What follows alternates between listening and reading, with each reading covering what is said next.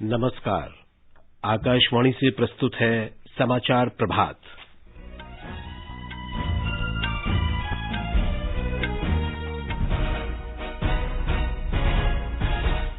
प्रधानमंत्री नरेंद्र मोदी ने कृषि क्षेत्र को सशक्त करने के लिए निवेश और नई प्रौद्योगिकी लाने का आह्वान किया। रक्षा मंत्री राजनाथ सिंह पूर्वी लद्दाख की वर्तमान स्थिति पर आज राज्यसभा में वक्तव्य देंगे। लोकसभा और राज्यसभा में केंद्रीय बजट पर आम चर्चा आज भी जारी रहेगी। निर्वाचन आयोग का एक दल विधानसभा चुनावों की तैयारियों की समीक्षा के लिए आज पुद्दुचेरी का दौरा करेगा। सरकार ने ट्विटर से कहा, विधि सम्मत पारित आदेश किसी भी व्यावसायिक इकाई के लिए बाध्यकारी हैं और उनका पालन होना चाहिए। चमोली जिले के तपोवन में सुरंग में फंसे लोगों को बचाने के लिए राहत और बचाव कार्य लगातार जारी।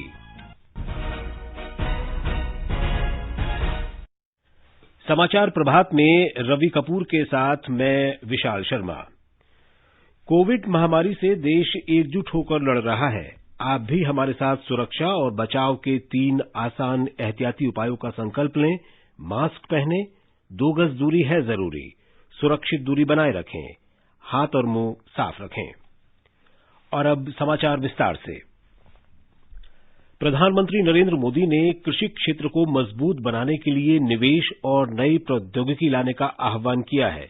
राष्ट्रपति के अभिभाषण पर कल लोकसभा में धन्यवाद प्रस्ताव पर चर्चा का जवाब देते हुए श्री मोदी ने कहा कि केवल गेहूं और धान उगाने से अब आगे बढ़ने की जरूरत है। कृषि क्षेत्र को मजबूत करने के लिए हमें अधिक निवेश और प्रौद्योगिकी की आवश्यकता है। प्रधानमंत्री ने किसी भी समस्या के लिए किसानों से वार्ता के लिए आगे आने की अपील की है। उन्होंने किसानों को न्यूनतम समर्थन मूल्य और मंडी व्यवस्था जारी रहने का फिर से भरोसा दिलाया। उन्होंने कहा कि लोकसभा के साथ साथ केंद्र सरकार किसानों का सम्मान करती है और यही कारण है कि सरकार के वरिष्ठ मंत्री किसानों से लगातार बातचीत कर रहे हैं। आंदोलन कर रहे सभी किसान साथियों की भावनाओं का ये सदन भी और ये सरकार भी आदर करती हैं और इसीलिए सरकार के वरिष्ठ मंत्री जब ये आंदोलन पंजाब में था तब भी और बाद में भी लगातार उनसे वार्ता कर रहे हैं। किसानों के प्रति सम्मान भाव के साथ कर रहे हैं, आदर भाव के साथ कर रहे हैं और इसलिए लगातार बातचीत होती रही है। बातचीत में किसानों की शंकाएं क्या है वो ढूंढने का भी भरपूर प्रयास किया गया और हम मानते हैं कि अगर इसमें कोई कमी हो और सचमुच में किसान का नुकसान करते उसमें बदल करने में क्या जाते हैं। प्रधानमंत्री ने कहा कि संसद में कृषि से संबंधित कानून पारित किए जाने के बाद भी कोई भी मंडी बंद नहीं हुई है और न्यूनतम समर्थन मूल्य भी बना हुआ है। ये देश देशवासियों के लिए है। अगर कोई निर्णय करते हैं तो किसानों के लिए है, स्पेसिफिक बताते हैं और अगर वो कन्विंसिंग है तो हमें कोई संकोच नहीं है। ये ऑर्डिनेंस के द्वारा ये तीनों कानून लागू किए गए, बाद में पार्लियामेंट में भी पारित हुए। कानून लागू होने के बाद न देश में कोई मंडी बंद हुई है, न कहीं एमएसपी बंद हुआ। इतना ही नहीं, एमएसपी की खरीदी भी बढ़ी है और ये कानून नए बनने के बाद बढ़ी है। निजी क्षेत्र के महत्व के बारे में प्रधानमंत्री ने कहा कि निजी क्षेत्र को बुरा भला कहने की संस्कृति मान्य नहीं है और ये देश के युवाओं का अपमान करने के समान है। उन्होंने कहा कि निजी क्षेत्र की भूमिका दूरसंचार और फार्मा सहित प्रत्येक जगह देखी जा सकती है। श्री मोदी ने कहा कि यदि भारत मानवता की सेवा करने में सक्षम है तो ये निजी क्षेत्र की भूमिका के कारण ही है। उन्होंने कहा कि कृषि क्षेत्र तब तक मजबूत नहीं होगा जब तक निवेश और नई प्रौद्योगिकी नहीं लाई जाती। प्रधानमंत्री मोदी ने आरोप लगाया कि एक सुनियोजित रणनीति के अनुसार जो लोग सदन को बाधित कर रहे हैं उनका झूठ जल्द ही जनता के सामने आ जाएगा। उन्होंने किसानों से वार्ता के लिए आगे आने की अपील की ताकि समाधान निकाला जा सके। श्री मोदी ने कहा कि कोविड बाद की एक नई विश्व व्यवस्था को आकार दिया जा रहा है और ये भारत के लोगों को तय करना है कि वे इस नई व्यवस्था बनाने का नेतृत्व करना चाहते हैं या नहीं। कोरोना के दरमियान भारत ने जिस प्रकार से अपने आप को संभाला और दुनिया को संभालने में मदद की, एक प्रकार से टर्निंग पॉइंट है। जिस भावनाओं को लेकर के, जिस संस्कार को लेकर के वेद से विवेकानंद तक हम पले बढ़े हैं वो है सर्वे भवन्तु सुखिनः। ये सर्वे भवन्तु सुखिनः, सर्वे सन्तु निरामया, ये कोरोना कालखंड में भारत ने इसको करके दिखाया है। प्रधानमंत्री ने कहा कि भारत अब मूक दर्शक बना नहीं रह सकता। उसे एक मजबूत और शक्तिशाली देश के रूप में उभरना होगा। उन्होंने कहा कि भारत आत्मनिर्भर बनने की दिशा में काम कर रहा है। नए वर्ल्ड ऑर्डर में भारत को अपनी जगह बनाने के लिए भारत को सशक्त होना पड़ेगा, समर्थ होना पड़ेगा और उसका रास्ता है आत्मनिर्भर भारत। आज फार्मेसी में हम आत्मनिर्भर हैं, हम दुनिया के कल्याण के काम आते। भारत जितना आत्मनिर्भर बनेगा, वो जितना सामर्थ्यवान होगा, मानव जात के कल्याण के लिए, विश्व के कल्याण के लिए एक बहुत बड़ी भूमिका अदा कर सकेगा। और इसलिए हमारे लिए आवश्यक है कि हम आत्मनिर्भर भारत इस विचार को बल दें। प्रधानमंत्री ने महिला सांसदों को सदन में अधिक संख्या में चर्चा में भाग लेने के लिए धन्यवाद दिया। श्री मोदी ने इसे एक बड़ी उपलब्धि बताया और उन्हें सदन को अपने विचारों से अवगत कराने के लिए बधाई दी।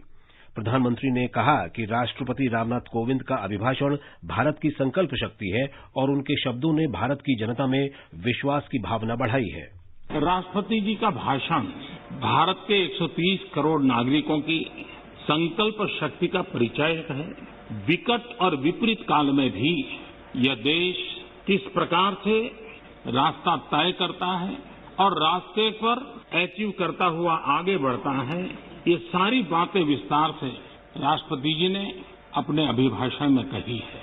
उनका एक एक शब्द देशवासियों में एक नया विश्वास पैदा करने वाला है और हर किसी के दिल में देश के लिए कुछ करने की प्रेरणा जगाने वाला है। प्रधानमंत्री नरेंद्र मोदी ने कहा है कि एकजुटता और नवाचार के माध्यम से ही सतत विकास का लक्ष्य प्राप्त किया जा सकता है। कल शाम विश्व सतत विकास शिखर सम्मेलन का उद्घाटन करते हुए उन्होंने कहा कि जन स्वास्थ्य और जलवायु स्वास्थ्य एक दूसरे से जुड़े हुए हैं और यही दोनों हमारे भविष्य का फैसला करेंगे।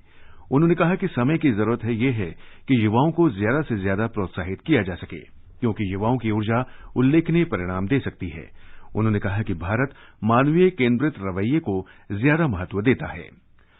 रक्षा मंत्री राजनाथ सिंह पूर्वी लद्दाख में वर्तमान स्थिति के बारे में आज राज्यसभा में वक्तव्य देंगे। हमारे पेचिंग संवाददाता ने खबर दी है कि कल चीन के रक्षा मंत्रालय ने अपनी वेबसाइट पर जारी एक बयान में कहा था कि पैंगोंग त्सो झील के दक्षिणी और पूर्वी तटों पर चीनी और भारतीय सैनिक पीछे हटना शुरू हो गए हैं। चीन के रक्षा मंत्रालय के प्रवक्ता वरिष्ठ कर्नल वू कियान ने कहा कि यह कदम भारत चीन के सेना के कमांडर स्तर की बैठक के 9वें दौर में बनी सहमति के आधार पर उठाया जा रहा है। लोकसभा में आज केंद्रीय बजट 2021-22 पर आम चर्चा जारी रहेगी। कल चर्चा की शुरुआत करते हुए कांग्रेस नेता शशि थरूर ने कहा कि ये दुर्भाग्य की बात है कि बजट में सशस्त्र बलों के लिए पर्याप्त वित्तीय समर्थन उपलब्ध नहीं कराया गया है। उन्होंने आरोप लगाया कि केंद्रीय बजट के माध्यम से सरकार लोगों को धोखा दे रही है। उनका कहना था कि देश के नागरिक इस बजट से निराश हैं। भारतीय जनता पार्टी की मीनाक्षी लेखी ने कहा कि बजट में वरिष्ठ नागरिकों, महिलाओं और युवाओं सहित समाज के सभी वर्गों के लिए प्रावधान है। उन्होंने कहा कि ये इस दशक का पहला बजट है जिससे भारत के विकास का मार्ग प्रशस्त होगा। द्रविड़ मुनेत्र कड़गम के दयानिधि मारन, तृणमूल कांग्रेस के सौगत राय, शिवसेना के अरविंद गणपत सावंत, एनसीपी की सुप्रिया सुले और बीएसपी की संगीता आजाद ने चर्चा में भाग लिया। उन्होंने सार्वजनिक क्षेत्र में निजीकरण, पेट्रोल की बढ़ती कीमतों, वित्तीय घाटे और किसानों के प्रदर्शन का मुद्दा उठाया। चर्चा में भाग लेते हुए भारतीय जनता पार्टी की हेमा मालिनी ने बजट को दूरदृष्टा बताया और कहा कि इससे देश आत्मनिर्भरता के मार्ग पर आगे बढ़ेगा। जनता दल यूनाइटेड के दिनेश चंद्र यादव और वाईएसआरसीपी की वांगा गीता विश्वनाथ ने भी चर्चा में हिस्सा लिया। केंद्रीय बजट 2021 से संबंधित श्रृंखला में आज हम बजट में महिला और बाल विकास के लिए की गई महत्वपूर्ण घोषणाओं के बारे में जानकारी दे रहे हैं। सरकार ने केंद्रीय बजट 2021-22 में महिला और बाल विकास मंत्रालय के लिए 24,453 करोड़ रुपए के आवंटन का प्रस्ताव किया है। यह आवंटन वित्त वर्ष 2021 के 21,000 करोड़ रुपए से अधिक के संशोधित अनुमान से 16.31% अधिक है। 24,435 करोड़ रुपए में से नई घोषित मिशन पोषण 2 योजना के लिए सबसे अधिक आवंटन किया गया है। वित्त मंत्री निर्मला सीतारामन ने बजट भाषण में पोषण, डिलीवरी, आउटरीच और परिणाम को ध्यान में रखते हुए मिशन पोषण 2 कार्यक्रम शुरू करने की घोषणा की थी। To strengthen nutritional content, delivery, outreach and outcome, we will merge the supplementary nutrition program and the Poshan Abhiyan and launch the Mission Poshan 2.0. We shall adopt an intensified strategy to improve nutritional outcomes across 112 aspirational districts. और bureau के साथ हमारे संवाददाता। Mission पोषण योजना 2 के तहत सरकार ने इस बजट में 20,105 करोड़ रुपए का प्रावधान किया है। यह एकीकृत बाल विकास योजना, आंगनवाड़ी सेवा, पोषण अभियान, किशोरियों के लिए योजना और राष्ट्रीय कृषि योजना से जुड़ी सम्मिलित योजना होगी। वहीं सामाजिक सेवा क्षेत्र, जिसमें पोषण और सामाजिक सुरक्षा और कल्याण शामिल है, उस मद में वर्ष 2021-2022 के लिए लगभग 3,576 करोड़ रुपए का प्रावधान किया गया है, जो वर्ष 2020-2021 के लगभग 2,412 करोड़ रुपए से अधिक है। वहीं मिशन शक्ति योजना, जो महिला सशक्तिकरण और संरक्षण से संबंधित है, उसके लिए 3,109 करोड़ रुपए का प्रावधान किया गया है, जबकि बाल कल्याण और संरक्षण से संबंधित मिशन वात्सल के लिए 900 करोड़ रुपए का प्रावधान किया गया है। आनंद कुमार, आकाशवाणी समाचार, दिल्ली। मंत्रिमंडल की आर्थिक कार्य समिति ने असम में Brahmaputra valley fertilizers corporation limited के लिए 100 करोड़ रुपए के अनुदान सहायता दिए जाने के प्रस्ताव को मंजूरी दे दी है। इसका उद्देश्य इस कंपनी की यूरिया उत्पादन इकाइयों को कार्यरत रखना है। 100 करोड़ रुपए की अनुदान सहायता राशि से कंपनी में प्रतिवर्ष 3,90,000 मीट्रिक टन यूरिया उत्पादन क्षमता बहाल हो जाएगी।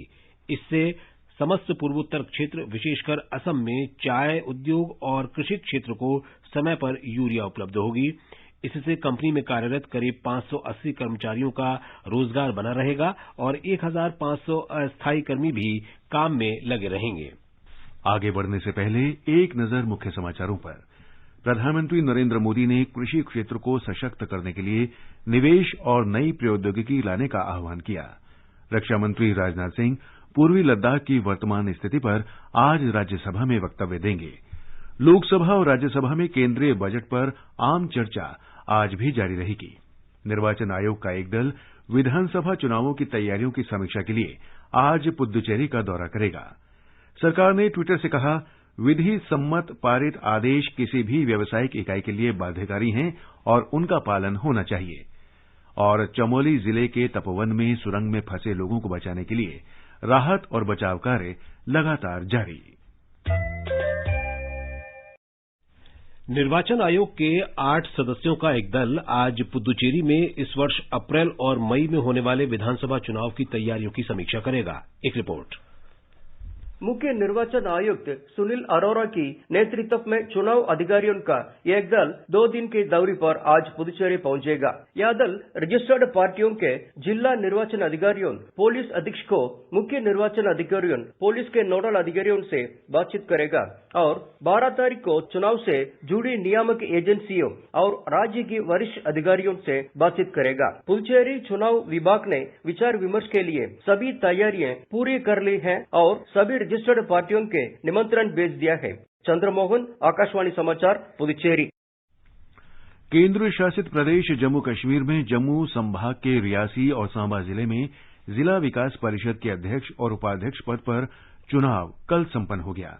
हमारे संवाददाता ने बताया कि रियासी जिले से भारतीय जनता पार्टी के शराफ सिंह नाग अध्यक्ष चुने गए हैं।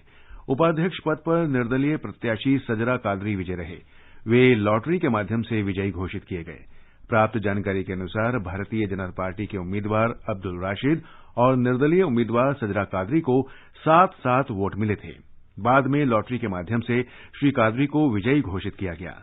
जिला विकास परिषद के सभी नवनिर्वाचित सदस्यों ने ध्वनिमत से केशव दत्त को अध्यक्ष और बलवान सिंह को उपाध्यक्ष चुना। दोनों भारतीय जनता पार्टी से चुने गए हैं।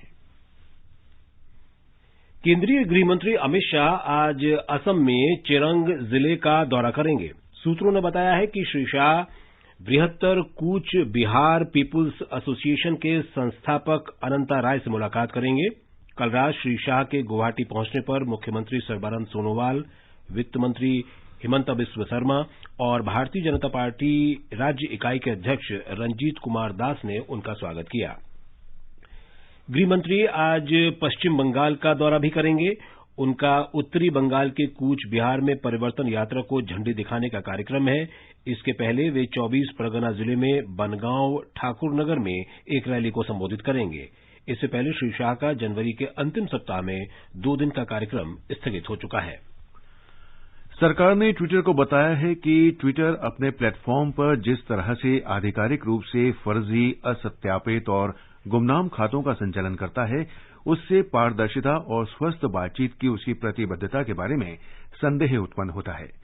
इलेक्ट्रॉनिक्स और सूचना प्रौद्योगिकी मंत्रालय ने एक वक्तव्य में कहा कि विधि सम्मत पारित आदेश किसी भी व्यावसायिक इकाई पर बाध्यकारी हैं और उन्हें इसका पालन करना चाहिए।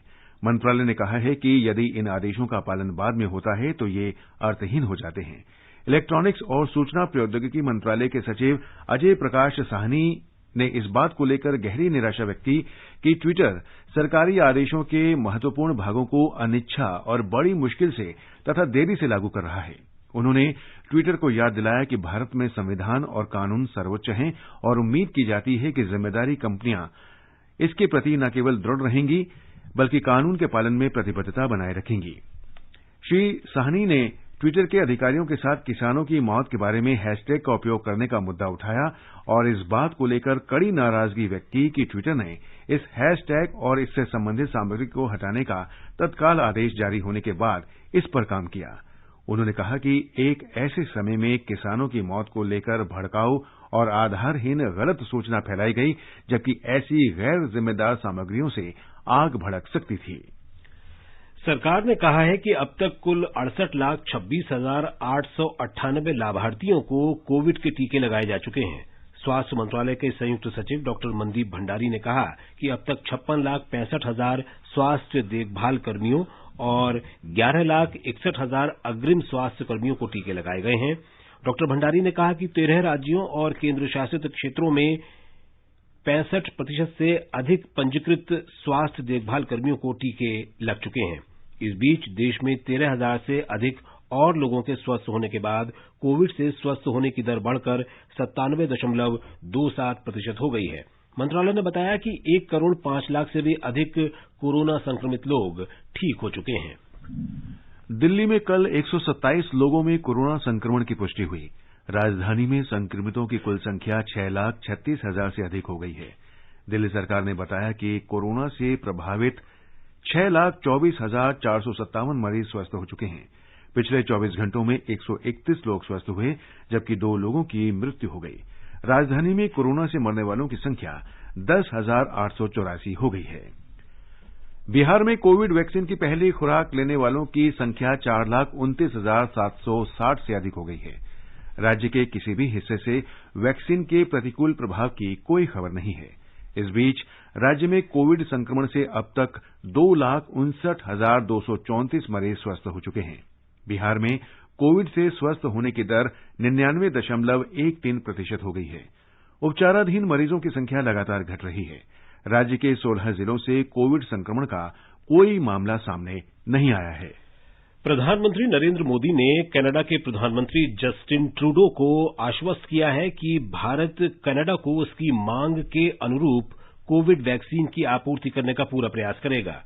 श्री ट्रूडो ने कल शाम श्री मोदी को फोन किया और उन्हें कनाडा को कोविड वैक्सीन की जरूरतों के बारे में बताया।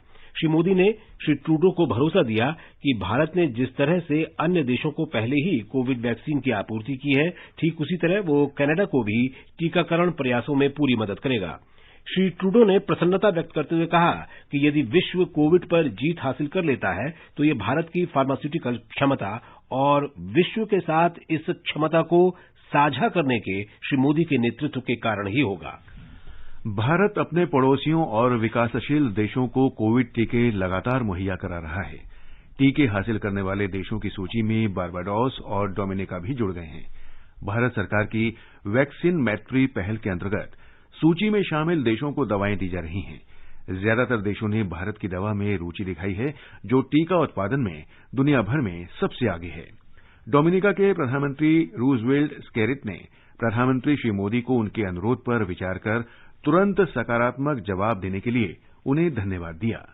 One would have thought and understood that in a global pandemic such as this, a nation's size and might would have been the primary consideration. But it is to the credit of Prime Minister Modi that our request was considered on merit and the equality of our people was recognized. I'd like to take this opportunity once again to express my heartfelt thanks and appreciation to Prime Minister Modi, his government, and the citizens of India. Barbados के प्रधानमंत्री मियां अमूर मोटले ने प्रधानमंत्री मोदी के तेजी से लिए गए फैसले के लिए भी उन्हें धन्यवाद दिया। आकाशवाणी का समाचार सेवा प्रभाग हिंदी और अंग्रेजी में अपने फोन इन कार्यक्रम में कोविड-19 पर विशेष परिचर्चा प्रसारित करेगा। ये कार्यक्रम आज रात 9:30 बजे से एफएम गोल्ड और अतिरिक्त मीटरों पर सुना जा सकता है। इस चर्चा में मुंबई के किंग एडवर्ड मेमोरियल अस्पताल के प्रमुख डॉक्टर हेमंत देशमुख भाग लेंगे। श्रोता टोल फ्री नंबर 1800-115767 पर विशेषज्ञों से सवाल पूछ सकते हैं। हमारे Twitter handle @AIR news alert पर #AskAIR के जरिए भी प्रश्न पूछे जा सकते हैं। ये कार्यक्रम हमारी वेबसाइट newsonair.com और हमारे YouTube channel news on AIR official पर भी उपलब्ध रहेगा। इसे आप हमारे mobile app news on AIR से भी सुन सकते हैं। उत्तराखंड के चमोली जिले के तपोवन क्षेत्र में बिजली परियोजना क्षेत्र में रविवार सुबह भयंकर बाढ़ दुर्घटना में सुरंग में फंसे 25 से 35 लोगों को निकालने के लिए राहत और बचाव कार्य रात भर जारी रहा। हमारे संवाददाता ने खबर दी है कि विभिन्न बचाव एजेंसियां पिछले 4 दिन से सुरंग में फंसे लोगों को निकालने का प्रयत्न कर रही हैं। आईटीबीपी, एनडीआरएफ और दूसरी एजेंसियों के जवानों ने पूरी रात मलबे को पार करते हुए आगे बढ़ने का प्रयास जारी रखा। जवानों ने सुरंग के अधिकारियों की मदद से पाइप और तारों को काटकर रास्ता बनाने का प्रयास किया। देर रात प्रदेश के पुलिस महानिदेशक अशोक कुमार ने बताया कि बचाव दल अब सुरंग के नीचे ड्रिलिंग मशीन से खुदाई कर रहे हैं और 12 मीटर तक खुदाई करने के बाद सुरंग में प्रवेश करने का प्रयास किया जाएगा। कल बचाव अभियान में शामिल सभी एजेंसियों के आला अधिकारियों की एक बैठक हुई, जिसमें राहत और खोजबीन के काम की रणनीति को बदलने पर चर्चा हुई, क्योंकि बड़े बड़े पत्थरों और पानी और कीचड़ के बहाव की वजह से बचाव दल को आगे बढ़ने में काफी मुश्किलें आ रही हैं। इस बीच प्रदेश की राज्यपाल बेबी रानी मौर्य आज दोपहर घटना स्थल पहुंचेंगी और हालात का जायजा लेंगी। देहरादून से राघवेश पांडे के साथ सुशील चंद्र तिवारी, आकाशवाणी समाचार, जोशीमठ। उत्तर प्रदेश सरकार ने कल माध्यमिक शिक्षा परिषद यूपी बोर्ड 2021 के लिए 10वीं और 12वीं कक्षा की परीक्षा की डेट शीट की घोषणा कर दी। इस साल 10वीं और 12वीं की परीक्षाओं के लिए 56,03,813 छात्रों ने आवेदन किया है। इनमें से 29,94,312 विद्यार्थी 10वीं और 26,09,500 विद्यार्थी 12वीं की परीक्षा में बैठेंगे। ब्यौरा हमारे संवाददाता से। विश्व की सबसे बड़ी परीक्षा की समय सारणी घोषित करते हुए प्रदेश के उप मुख्यमंत्री और माध्यमिक शिक्षा मंत्री डॉक्टर दिनेश शर्मा ने बताया कि उत्तर प्रदेश माध्यमिक शिक्षा परिषद की 10वीं और 12वीं की परीक्षाएं आगामी 24 अप्रैल से आयोजित की जाएंगी। कोविड-19 को देखते हुए सोशल डिस्टेंसिंग का कड़ाई से पालन कराने के लिए यह परीक्षाएं 2 पालियों में आयोजित होंगी। परीक्षार्थियों को मास्क या फेस कवर पहनना अनिवार्य होगा। पहली शिफ्ट 8 बजे से 11:15 बजे तक होगी, जबकि दूसरी शिफ्ट अपराह्न में 2 बजे से 5:15 बजे तक आयोजित की जाएगी। इंटरमीडिएट की आखिरी परीक्षा 10 मई को आयोजित की जाएगी। बोर्ड की पूरी परीक्षाएं रिकॉर्ड 15 दिन में संपन्न करा ली जाएंगी। बोर्ड परीक्षा के लिए पंजीकृत छात्र छात्राएं विभाग की वेबसाइट पर जाकर विस्तृत जानकारी प्राप्त कर सकते हैं। MS यादव, आकाशवाणी समाचार, लखनऊ। ओडिशा में कल राज्य परिवहन विभाग की विभिन्न नागरिक केंद्रित ऑनलाइन सेवाएं आरंभ की गईं। इस अवसर पर मुख्यमंत्री नवीन पटनायक ने बताया कि डिजिटल पहल से वाहन मालिक राज्य के किसी भी यातायात कार्यालय में वाहन संबंधित सेवाओं की जानकारी हासिल कर सकते हैं। हमारे संवाददाता से बताया है कि इस पहल से राज्य के सड़क परिवहन कार्यालयों में लंबी लाइनों से छुटकारा मिलेगा और कागज रहित कार्य होगा। प्रधानमंत्री नरेंद्र मोदी आज पंडित दीनदयाल उपाध्याय की पुण्यतिथि पर भारतीय जनता पार्टी के सांसदों को संबोधित करेंगे। एक ट्वीट में श्री मोदी ने कहा कि दीनदयाल जी का जीवन संघर्ष और विचारधारा हमें प्रेरित करती हैं। सरकार आज भारत खिलौना मेला 2021 की वेबसाइट का शुभारंभ करेगी। कपड़ा मंत्री स्मृति ईरानी, वाणिज्य और उद्योग मंत्री पीयूष गोयल तथा शिक्षा मंत्री रमेश पोखरियाल निशंक नई दिल्ली में शाम 5 बजे संयुक्त रूप से वेबसाइट की शुरुआत करेंगे। और अब एक नजर आज के मौसम पर। राष्ट्रीय राजधानी दिल्ली में न्यूनतम तापमान 10 डिग्री सेल्सियस रहा। अधिकतम तापमान 29 डिग्री सेल्सियस रहने के आसार हैं। मुंबई में न्यूनतम तापमान 21 डिग्री सेल्सियस और अधिकतम तापमान 35 डिग्री सेल्सियस रहने की संभावना है। चेन्नई में न्यूनतम तापमान 23 डिग्री सेल्सियस रहा और अधिकतम 30 डिग्री सेल्सियस के आसपास रहेगा। कोलकाता में आसमान साफ रहेगा। न्यूनतम तापमान 16 डिग्री सेल्सियस रहा और अधिकतम तापमान 20 डिग्री रहने के आसार हैं। जम्मू में न्यूनतम तापमान 10 डिग्री और अधिकतम 23 डिग्री सेल्सियस के बीच रहने की संभावना है। श्रीनगर में न्यूनतम तापमान 0 से 3 डिग्री सेल्सियस नीचे रहा। यह 13 डिग्री सेल्सियस तक पहुंच सकता है। गिलगित में न्यूनतम तापमान 0 से 1 डिग्री सेल्सियस नीचे रहा और अधिकतम 16 डिग्री सेल्सियस रहने की संभावना है। मुजफ्फराबाद में तापमान 5 से 21 डिग्री सेल्सियस के बीच रहने के आसार हैं। समाचार कक्ष से विजयलक्ष्मी कासोटिया। ये समाचार हमारी वेबसाइट newsonair.com/hindi पर भी उपलब्ध हैं।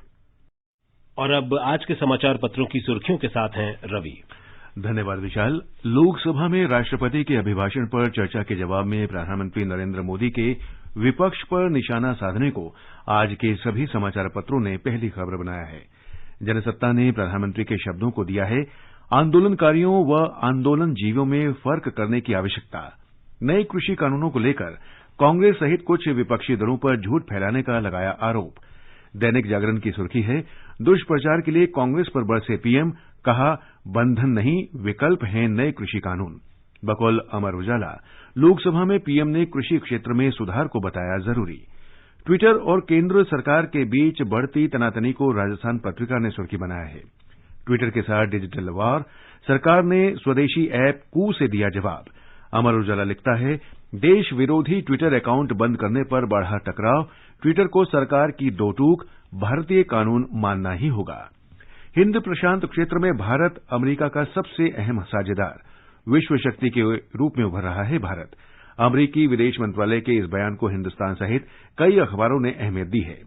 देश में कोरोना मरीजों की लगातार कम होती संख्या को प्रमुखता देते हुए दैनिक भास्कर ने लिखा है खतरा टला नहीं है, हर कोरोना मरीज 2 लोगों को कर सकता है संक्रमित। लापरवाही 75% आबादी को ले सकती है जद में। निजी स्कूलों में 18 फरवरी से शुरू होंगे नर्सरी दाखिले, 4 मार्च तक किए जा सकेंगे आवेदन।